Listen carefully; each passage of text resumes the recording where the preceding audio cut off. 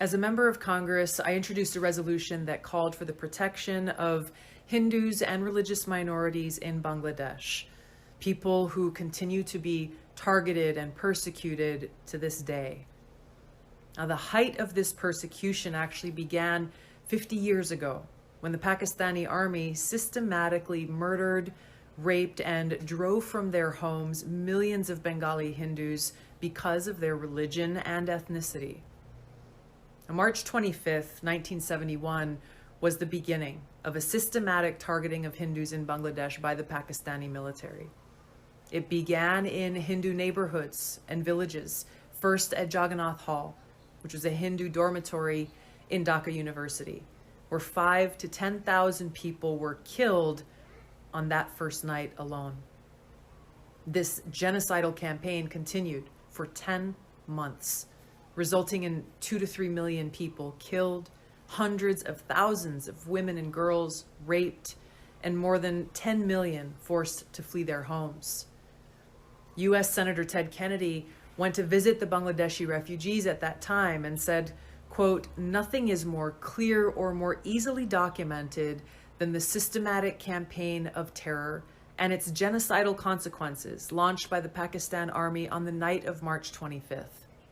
Hardest hit have been members of the Hindu community who have been robbed of their lands and shops, systematically slaughtered, and in some places, painted with yellow patches marked H." End of quote.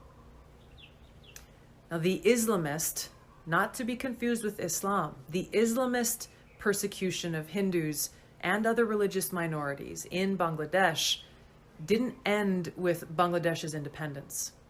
That campaign continues to this day with horrific targeted attacks, murders, homes being burned down, and families who continue to be forced to flee. In the early 1900s, Hindus made up roughly 33% of the Bangladesh population. Because of this persistent Islamist campaign targeting Hindus, just 8% of Bangladesh's population are Hindus today.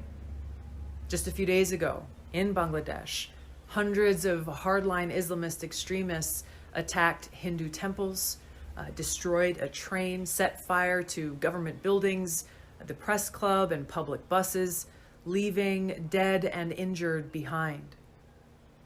Unfortunately, the Islamists' campaign of terror against Hindus, other religious minorities, secularists, atheists, and others in Bangladesh is not unique. It's been going on for centuries.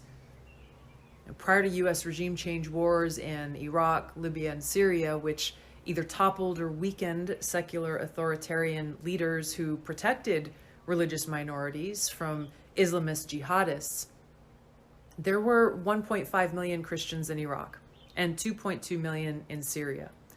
Now there are an estimated 200,000 to 300,000 Christians in Iraq and 450,000 in Syria.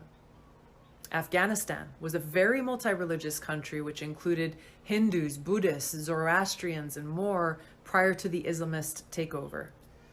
Today, it is estimated there are around 1,000 Hindus who remain. Religious minorities make up less than 1% of Afghanistan's population.